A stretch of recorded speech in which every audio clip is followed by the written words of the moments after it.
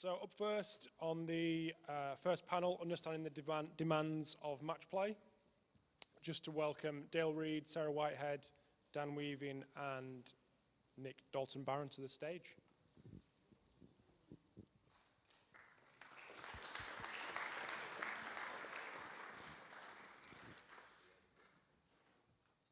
So first up, we've got Dale Reed, a postdoc researcher at Leeds Beckett, S&C coach with Yorkshire County Under-18s, talking about the match demands of youth rugby union players.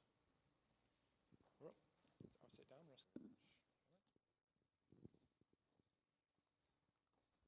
Okay, thanks very much, Rob, for the introduction, and again, thanks very much to Ben and Kev for inviting me to speak. What I'm going to speak about today is obviously understanding the match demands from a perspective of youth rugby union. As Rob mentioned, I'm now a postdoc here at Leeds Beckett University, but I've just nearing towards the end of my PhD, complete that with Ben and Kev. Specifically, what I'm going to speak about is different types of GPS analysis that you can do from match play data and how that's used. Again, with reference to sort of youth rugby union. So the first thing to consider really is what can we possibly, all different types of things that we possibly can use GPS for. The first thing being injury risk management. So we've probably all seen these different types of models where actually the load is too little, too much, just optimal, and that can help us actually map how that actually looks. A different utility of it is obviously injury rehabilitation. So for example, if someone's out injured, rehabbing that player back, that might be hitting a certain top speed, dealing with a certain amount of load, and GPS can help you to actually map that out. The third thing is actually if we have the GPS is seen as the external load and actually what the player's outputting. What is the internal load? What is actually that costing the player physiologically? So whether that's heart rate, whether that's session RPE, and marrying those two up. So if we see an increase in external load for the same given or even a lower internal load, and we can probably have a good guess that the player's actually getting pretty well fit, going on pretty well with fitness. And the fourth thing that I'm going to mention there is obviously monitoring the total external load, whether that's training or match, and I'll touch a little bit more on that in a moment. But it's probably a good appreciation of what actually is inside a GPS unit or a micro-technology device. So there's obviously a 10 hertz GPS system, but there's also a 100 hertz accelerometer within that device. Today I'm probably going to predominantly speak about the GPS part of that and how that's actually used. That gives us obviously distances and speeds. More specifically, within looking at the external load you get from these types of devices, there's lots of different utilities of them. I've just put a few things up there. One of them being assessing work rate in training, assessing work rate in matches, comparing how actually a match looks compared to a training session. What I'm going to focus on the most is going to be quantifying the demands to better inform that training. And the reason why I'm going to focus on that a bit more is we have control over training. We can quantify what that match looks like. We can better inform what we do during the week and control the controllables. So I've just put a real hypothetical sort of trait what a week might look like. If you have a game in the yellow Saturday to Saturday, you might have a day off following a game, rugby union, do a little bit of training on the Monday. Tuesday is going to be the most predominant day where you might do a lot of, based along some physical targets. Following that might be a day off. Trainer come in and come back down on a Thursday and Friday, taper into a following game. And there's many different variations of this. This is just one, but if I highlight one section there that we can control, and even specifically some of the things that actually I might show today might be applicable to the whole of that week. Some of them might just be applicable to that one day, and that really fit that targeted physical day, a really hard training day. It's just having an appreciation of how that periodized week looked like. It's not every day is going to look like the Tuesday was really hard, but so what I'm going to show now is just a range of progressive analysis that you can do. And the first one is looking at is total distance. So how much distance is covered by a player during a game. And a study that I published as part of my PhD was comparing school rugby union under-18s versus academy rugby under-18s. And there's lots of different pathways that rugby union players can play in at that age group, but these are two of the predominant ones. Some of the findings may be quite straightforward, that actually backs cover further distance than what forwards do, and academy players cover more distance than what school players do. As things, that gives us quite a broad introduction of what that actually looks like, and again, how if that Saturday to Saturday, how that looks, and how does our Tuesday look, how does our Thursday look in comparison to these sort of numbers. What it doesn't give us, obviously, is what's involved in that total distance, and what it doesn't give us, actually, people have played 10 minutes or 20 minutes or 70 minutes. It's quite hard to compare those people. So a metric that I'm going to talk about quite a lot, and probably use for quite a lot of other people today, is relative distance. So relative distance is the distance that you actually get when you take the total distance and divide it by the minutes the player's actually on the pitch. Actually normalise this.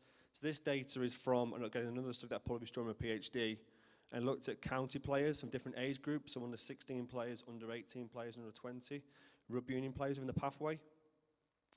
Quite interestingly, we found that actually the relative distance tended to decrease as players got older, which was quite an interesting finding. You would think naturally that actually the game would get more intense as players get older. I think probably what that shows is players get actually more tactically, more technically competent as they get older. Defences get better. Players under 16 probably run around a little bit like headless chickens. But that's a good way of actually us showing that actually we can now use everyone on the pitch to actually compare work rate within a game. Again, following that, the next analysis you can possibly do is actually, this is taken from senior rugby union. If actually we can split the game up into 10-minute periods and actually look at the flow of the game and how that actually looks. We can see that obviously there's a few spurts during the second half from some of the players, but generally speaking, the first 10 minutes is the most intense, and that's quite a good understanding. But if we want to layer that on top again, what's the next understanding, what's the next level of analysis we can do?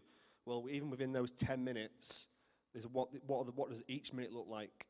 Because even within that 10 minutes, it can be up and down and flowing. It's an intermittent game. So this is taken from Leinster Rugby, and thanks to Peter for sharing this. This was analysis of relative distance each minute during a 40-minute period. There's also a second variable on there of yellow lines of accelerations per minute. And then we can start to look at actually with a bit more of context as what was happening minute by minute within the game. We see that obviously there's a really low period. That might have been where there's been an injury or there's been a bit of a time of ball in play, and actually where it could be as high as 140 meters per minute. And again, actually mapping out, that's probably much more useful for a coach to look at and gives a bit more context of what happens in each of the game. Will we against defending for a long period of time or attacking for a period of time? And those things are quite useful. So what we don't have on there is when we were in attack or when we were in defence. So we might want to do a separate analysis. Again, this is a study that's from a PhD, where I looked at under 18 academy rugby union games, and we looked at, this is just taken up from time, how long would this team spend in attack, how long did the team spend in defence. Quite a small period of the game, roughly around 20% of the game spent in attack, 20% of the time. That obviously gives us the ball in play time. Only 37% of the game actually spent in play, which is potentially quite worrying, I think. And then following that, obviously, you get the last period, obviously, when the ball is out of play for 47 minutes of a 70-minute game. I'm just going to highlight the time that I've just talked about there. And the next thing is we roughly, on average, get 30 seconds in play for 59 seconds out of play, on average. The longest time that the ball was ever in play for during an under-18 game that I actually analysed was 150 seconds, so 2.5 minutes. It's the longest period that we'd have to prepare players for the ball to be in play. There was some further analysis I did on the same study. So I then further split each phase, so if it's attacking, defending, or ball out play, up into whether that was from 0 to 15 seconds, 15 to 30, and so on in 15-second increments. As you can probably see, that actually the attack and defence actually phases are really, really weighted towards those shorter periods. So predominantly they're lasting less than 30 seconds, whereas the out of play periods predominantly are towards 45 seconds and beyond 60 seconds. The next level of analysis that I provided after this was what was the relative distance for each phase, for attack, defense, and ball at play, and for each time classification. And it's no surprise to see, obviously, the ball in play is significantly lower, but we can actually start to look at what is the most intense part, whether it's attacking or defending, and whether actually where that occurs in terms of time classifications. And that's really cool, because what we get, again, is we get a perspective of context in terms of where that actually happens within a game. Really useful for training.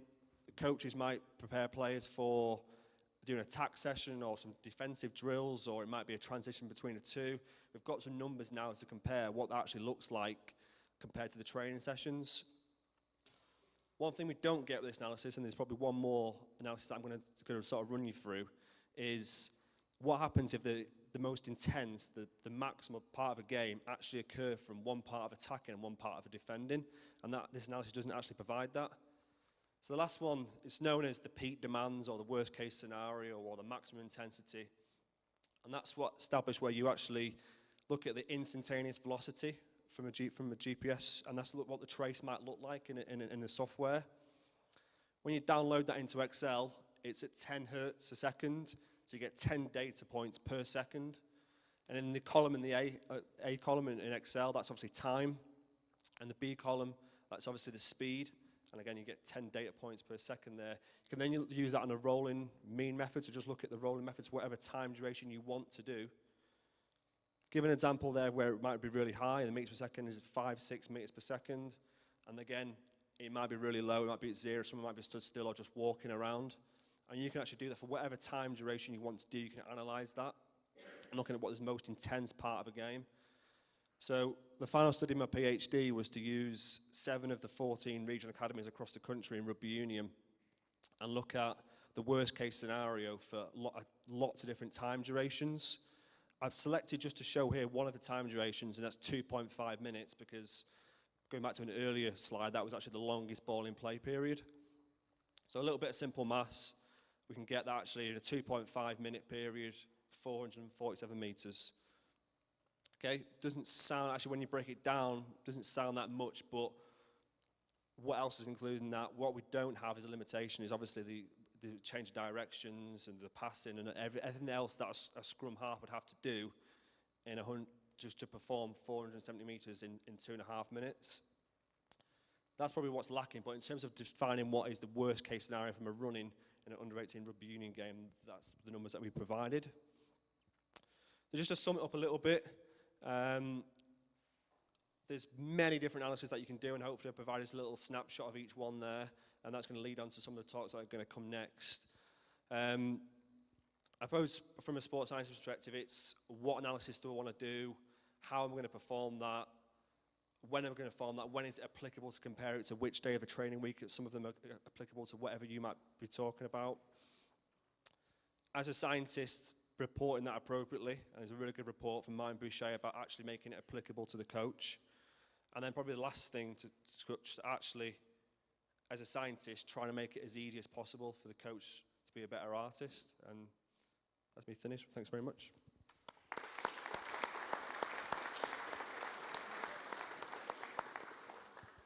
Thanks, Dale.